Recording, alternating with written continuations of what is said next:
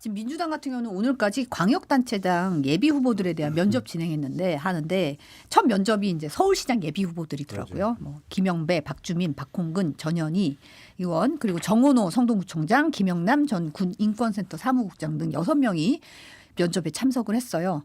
지금 서영고 의원과 김명주 의원 같은 경우는 이제 각각 서울시장, 경기도지사 불출마 선언하면서 어느 정도 이제 교통 정리가 되고 경쟁 구도가 어떻게 되는지가 좀 가시화되는 상황이에요. 네. 아무래도 이제 본격화된 거죠. 99일 남았으니까. 그러니까 99일 남았고 특히 광역단체장은 선거의 규모 자체가 워낙 크기 때문에 일찍 면접을 통해서 후보를 골라주는 것들이 이 민주당의 선거 전략에서는 더 도움이 된다고 봅니다. 지금 현재 뭐 경선을 해봐야 알겠으나 전체적인 선거의 흐름이 어떻게 흘러가는 것 같냐면 제가 보기로는 일이에요. 실용. 일 잘하느냐. 실용적인 사고를 하느냐. 행정적으로 어떤 마인드를 가지고 있느냐. 저는 이게 첫 번째 순위가 됐고 두 번째는 민주당의 당성과 충성도가 어느 정도 되느냐. 이게 두 번째로 된 것 같아요. 예전 선거에서는 당에 대한 충성도, 그다음에 얼마만큼 잘 싸우냐. 그리고 이념적으로 뭔가 선이 확실하냐. 이게 1번 순위였다면 지금은 이제 대통령의 국정 운영과 닮아가는 후보.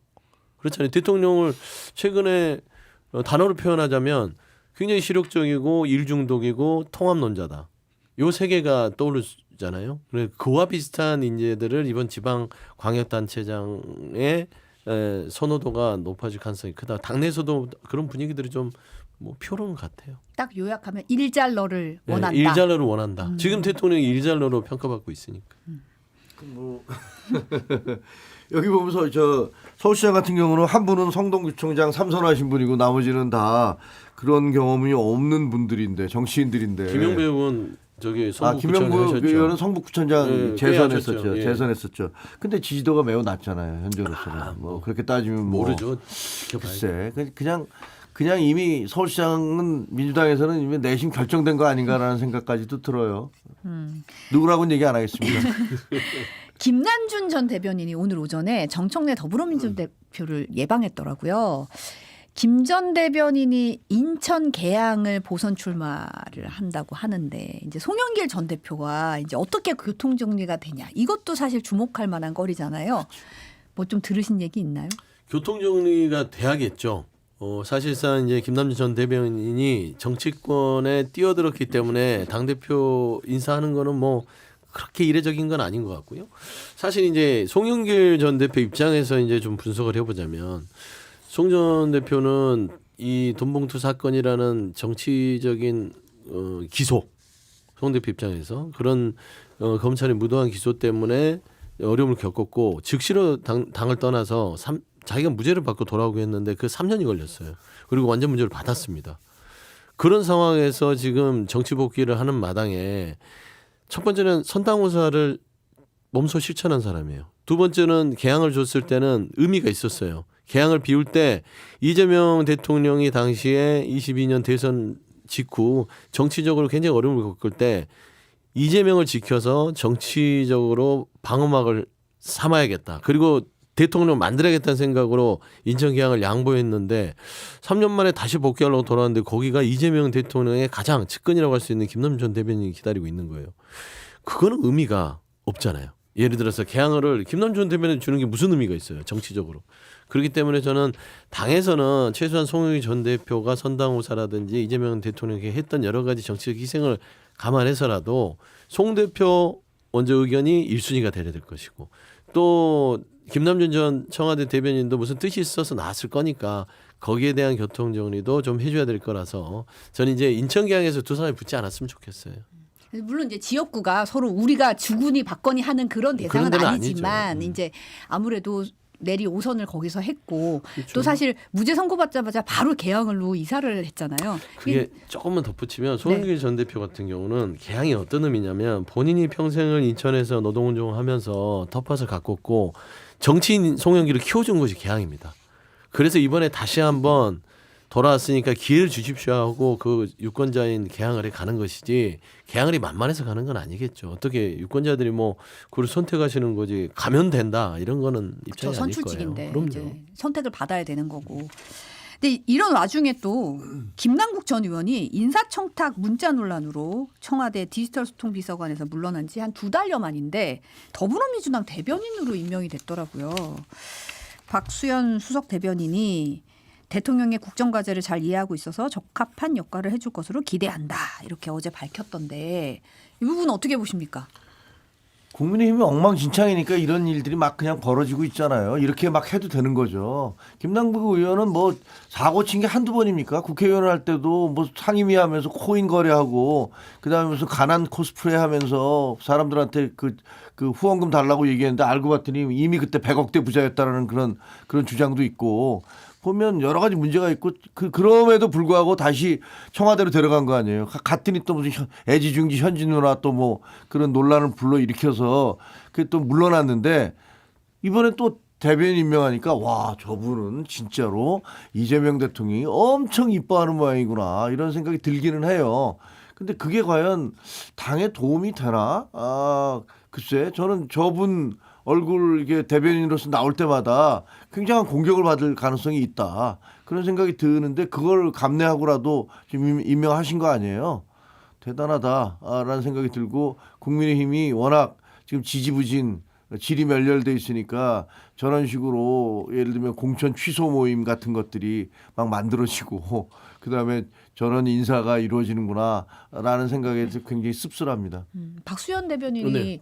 어제 방송에서 젊은 정치인을 집에 틀어박히게 하는 건 가혹한 일이다.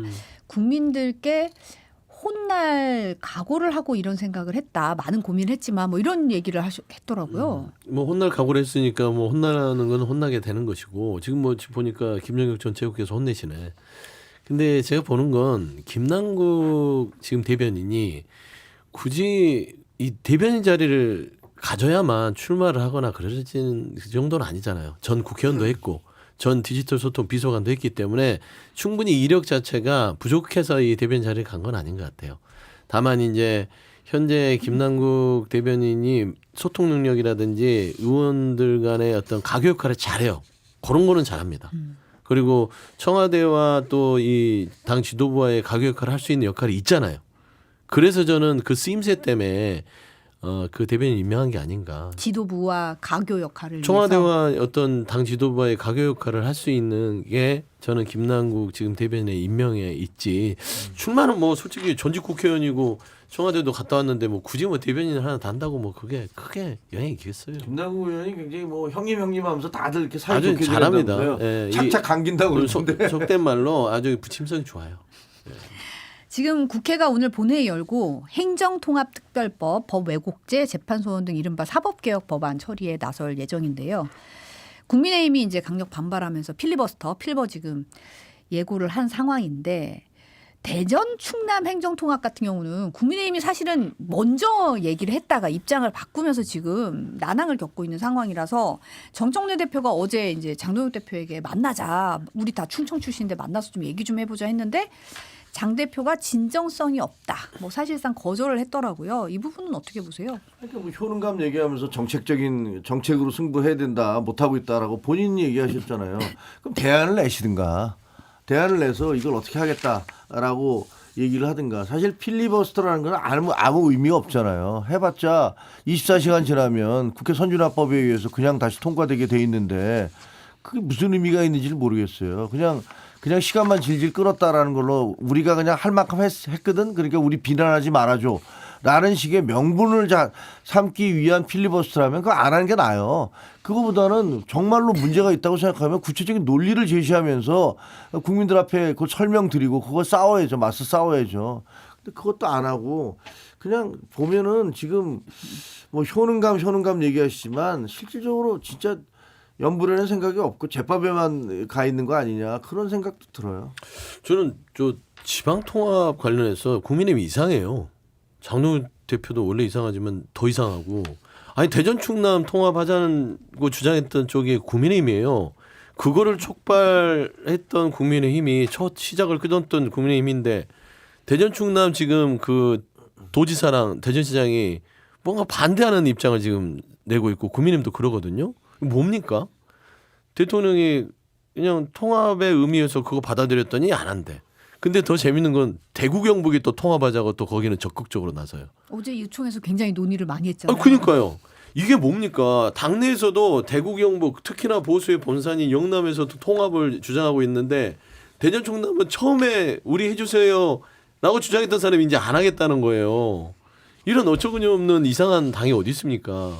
거기에 또 뭐 김진태 강원지사는 삭발까지 하면서 뭐 통합에 대해서는 찬성하나 이거 법은 악법이다 하면서 못 받아들인다고 하고 이게 교통정리뿐만 아니라 정책적 일관성이나 이런 뭐 효능감 얘기해서 그러지만 무능감에 그냥 극치를 보여주고 있다. 제발 좀 정상적으로 할 일은 좀 했으면 좋겠어요. 법사위가 전남 광주 통합법만 의결하고 대구 경북 충남 대전은 보류했다는 속보가 지금 방금 들어왔습니다.